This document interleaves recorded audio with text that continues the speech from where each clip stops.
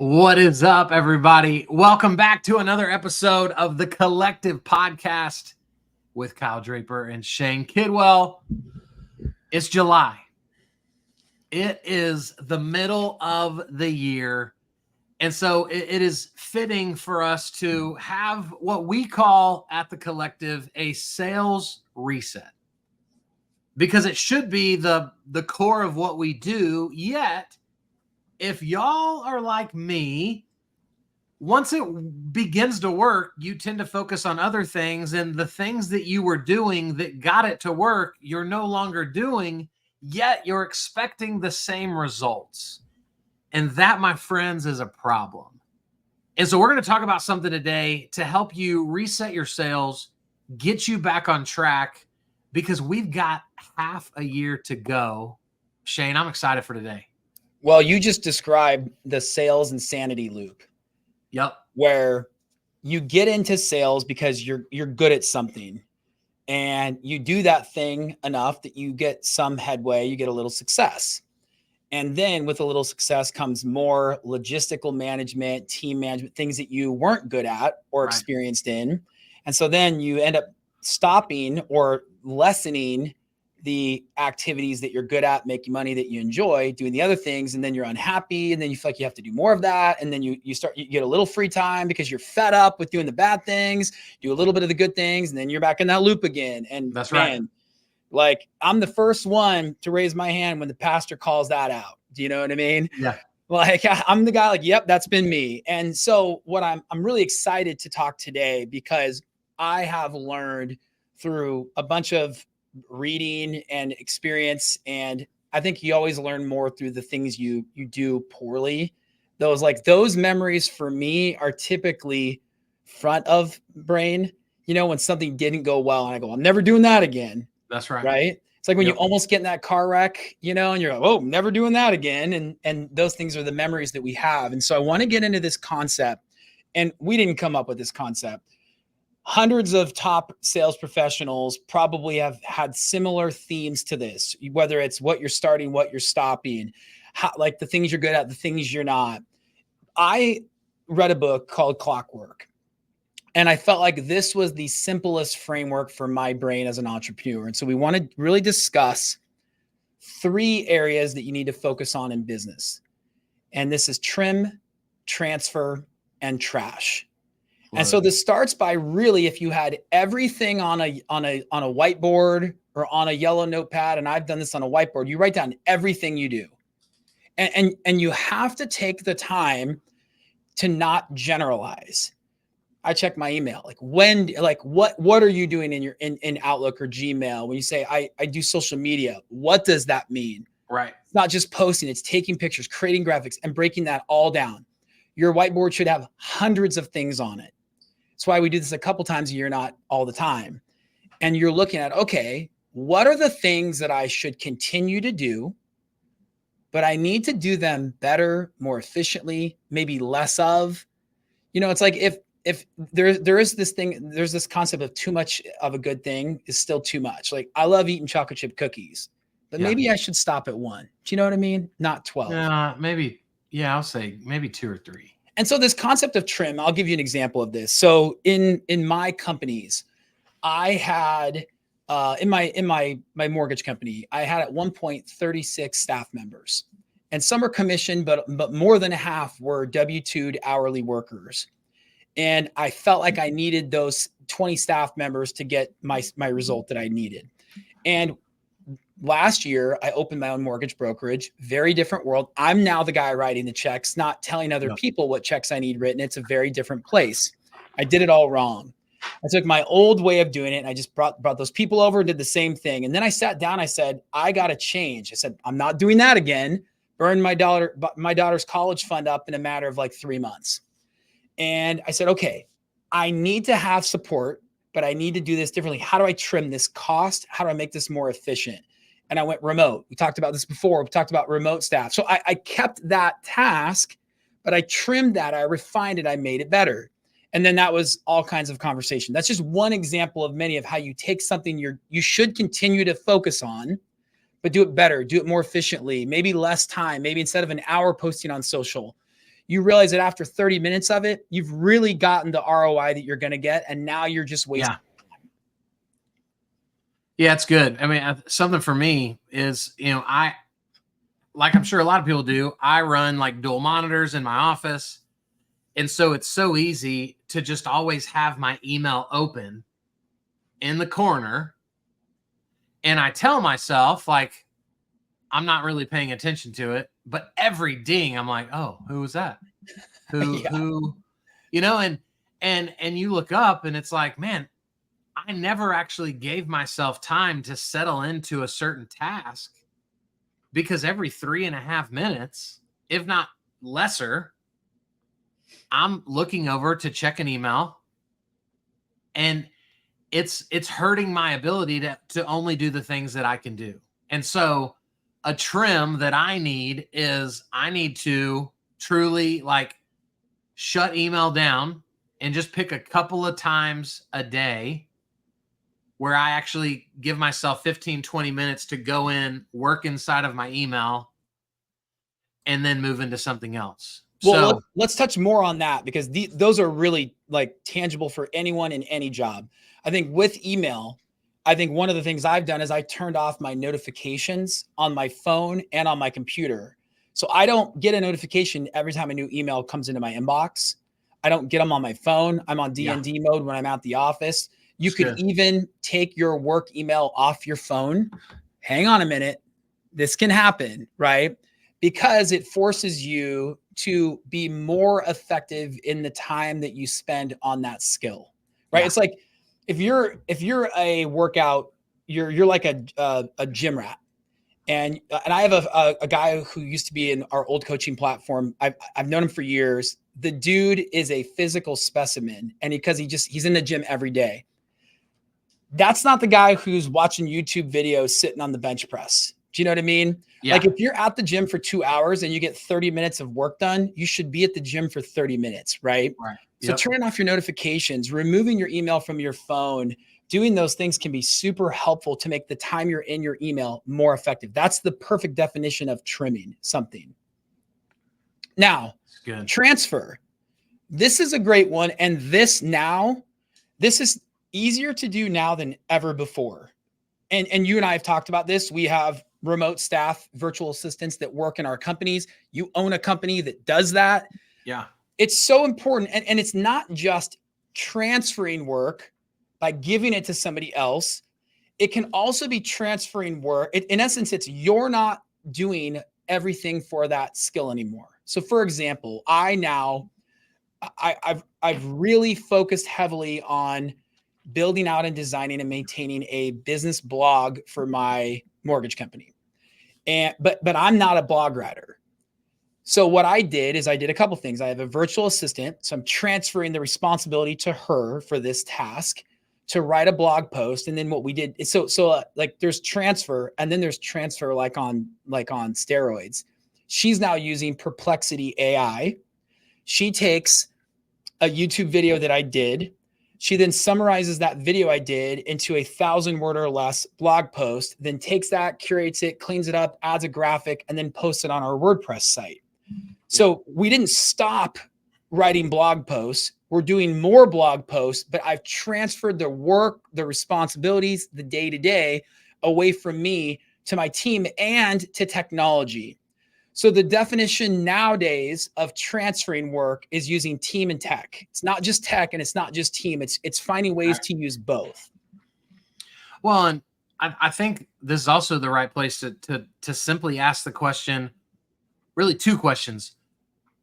When it comes to transfer, what do you enjoy doing? Like what brings you joy? We all have tasks inside of our business that we thoroughly like. But on the flip side, we also have things that as business owners, we signed up to do it, but we don't like it. We hate it. Yeah. And so sometimes there's things we enjoy that we still shouldn't be doing. And there's things that we hate that we can't give away. But there are going to be things that we enjoy that we need to lean in more heavily on.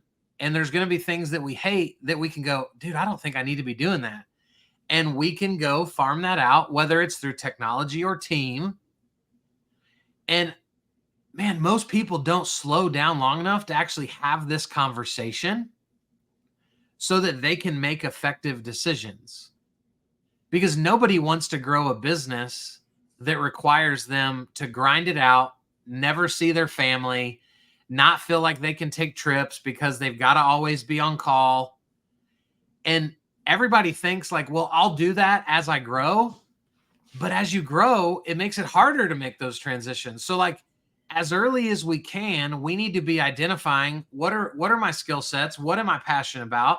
And how do I, from the beginning, set something up that's scalable so that I don't screw myself over later once it's already too big? I love that because I experienced this firsthand in my co-working company.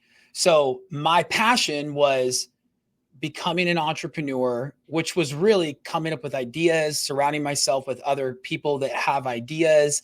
There's a synergy in a room with people whose gears are constantly spinning. Yeah. Well, what I also had to do was make coffee every morning, run my bills, do tours. So I transferred 90% of the responsibility of my co-working company to a staff member.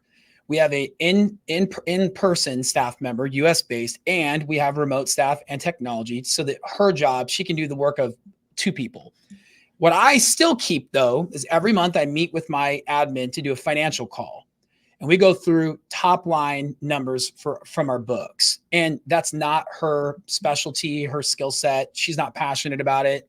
I'm not passionate about it.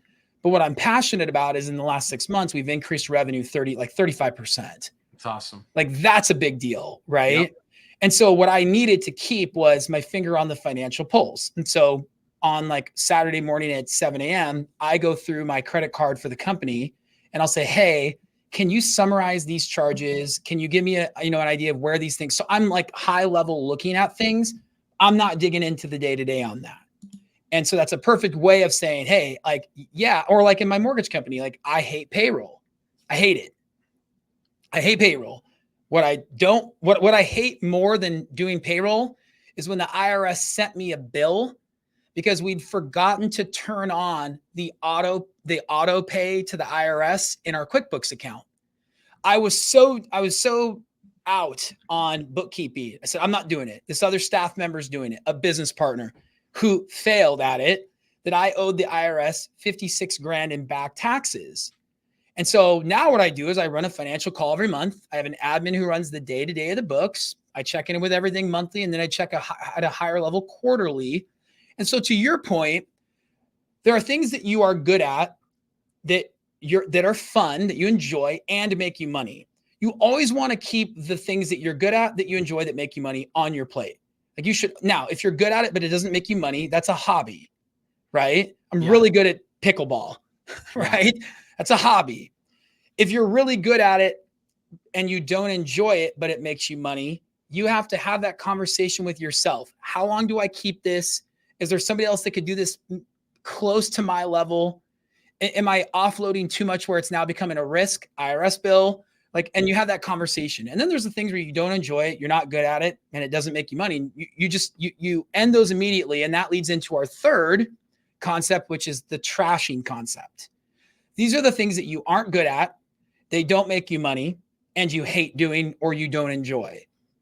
And there's many things that you may not have like a deep hatred for, like you don't have a strong feeling for. And I would argue now, if you don't have a strong feeling for something, you should be getting that on that trash list. You may not trash it, but you might be like starting to contemplate, like, do I really need to have whatever the case may be? And I could think about I had an insurance company. It didn't serve me well. It didn't make me money. It stressed me out. It didn't serve me well. And it distracted me from building my other companies. That 35% growth in my co-working space happens to coincide with me trashing my insurance company. I sold it. Yeah. Right. And I did it in a way where I said, why am I scared to sell this company? What is holding me back from trashing something that I'm not good at and that I don't enjoy? And it was, well, I kind of liked some of that residual income. So I sold it to a guy where I carried a note for 3 years and now he has to pay me. he has 36 payments to pay off this company that he purchased. And it alleviated all of my stress. It also removed the item that was holding me back from doing other things that I enjoyed. That's so good. Friday, I met with my mentor, and we meet once a month. And he, if you have a mentor, you love them and you hate them because they only ask you questions that are uncomfortable and make you squirm and rethink the way you do things. And so he knows that I've been putting a little bit more emphasis on my VA company over my content company. And he said, I noticed that you've been posting a lot of content specifically about VAs. And I said, yeah, well, like we're a VA company. Like that's what we do. And he said, but aren't most people uncomfortable with VAs? Like, don't most people have a lot of misconceptions about them?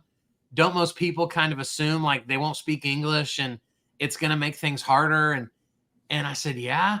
He said, then why in the world would you push something on people that you already know they're uncomfortable with? And so I left our meeting Friday going, holy crap, we have to trash the entire way we've been promoting this company. Because we've been leveraging something that makes people uncomfortable, or that they just simply think they don't want, but instead focus on the actual pain points that they have, and then the fact that we have a solution for your pain points. And so I tell that story, Shane, because I think sometimes when we think of trash, we think of like physical things. Yeah. But trash can also be the mindset you're carrying into something, the way in which you're selling a product, which is the case for me on Friday. There's so many different ways to look at what needs to get trashed. And it doesn't just have to physically be a business you need to let go of, but it could be the words you're allowing to come out of your mouth. And so I met with my team first thing this morning and was like, guys, we got to rethink how we're promoting this because we're doing it poorly. So I'm so glad you brought that up. I hadn't thought of that. And that wasn't in the book Clockwork. That wasn't kind of the key concept. It was simplifying your business so that it runs without you, right? Like the definition of being an employee versus an owner is if you leave, does the business stop? Right. But I think it's so important. And I have counselors, coaches, I got all kinds of people in my life that, like you, challenge me. And they're asking those deeper questions that are, what are your preconceived notions about this? What were your previous experiences that you're carrying with you into this experience? Like I had in mortgage, it's just very cutthroat. And I had an employee who thought he should be doing my job, thought he should be making my money. He went to the company I worked for and told them I was leaving. So they cut me and tried to take my team away. And this was one of the most damaging business experiences I've ever been through. It was like people that I sacrificed nights, weekends for, cut checks for, gave advances for. Like they don't know all the things you do behind the scenes, right? Sure. Yep. It's almost like a family. And it's like your stepson going behind your back and calling CPS. And I carried that anger, that bitterness with me for damn near 4 years. Yeah. And one of the things I realized is this guy's not thinking about me. He's off doing something. So the only one carrying this weight is me. And what is that impacting in my current life? Yeah. Are there things I'm saying, man, I don't want to hire that person because they could do, and then I go back to some previous experience that no longer exists. And there's this thing called referred pain. And it's where you feel, it's like somebody who has lost a limb and still feels like tingling in the foot that no longer exists. Yeah. Right. And so many of us in business, we've got to trash the referred pain from previous experiences that no longer, like there's a time we're being motivated, like that guy screwed you over, get motivated. That can be good for a very short window if done with a coach or a counselor and like processed maturely. I didn't do any of that. I sued the company. I went after them. I was pissed. I was bitter. When I saw people that had been in his ecosystem, it triggered me. And so that was something that I needed to trash. I needed to forgive. I needed to move on. I needed to admit that like it didn't serve me well to be motivated by that anymore. And it was like a weight was lifted off of me. It didn't change that I lost $1 million that year because of that transition. It didn't change what that person did to me. It changed me. And so I think being in business, part of running a business holistically healthy is doing the actions that you're good at, that you enjoy and make you money. It's doing for a season the actions that you're good at, make you money, that you don't enjoy. It's also removing the things in your business life that don't serve you well mentally. It could even be trashing a habit. At 4:00 every Thursday, you celebrate, or Friday, let's say, you celebrate a hard fought week by drinking 4 beers with your coworkers. And you come home late, foggy, Saturday morning sucks. You're not a great parent. And you go, that doesn't serve me well to go out Friday and celebrate a hard fought week at the car dealership. Right. And so you got to trash that mentality, trash that version of yourself. Throw that old Kyle in the trash can that was drinking every Friday night or whatever that might be. And so I think that this can go so much deeper than just what do we do every day in our job, but it can also start with just turning off your email notifications. So good. Guys, we are going to dig so much deeper into this Wednesday on our live call inside of the collective. And that's why we want you to be a part of it. We want you to say yes to joining the collective coaching and coming alongside us, allowing us to come alongside you and create that accountability, help you trim the fat, help you realize the things you should be doing, you should stop doing, because that's how we grow great businesses. You cannot do this on your own. You cannot do this from the island that you've convinced yourself that you're on. And so you can go to thecollectivecoaching.com. You can read more about what we're doing, what we have to offer. Shane and I would love to jump on a call and discuss it with you. Guys, thanks for being here. We'll see you next time on the Collective Podcast. Bye, everybody.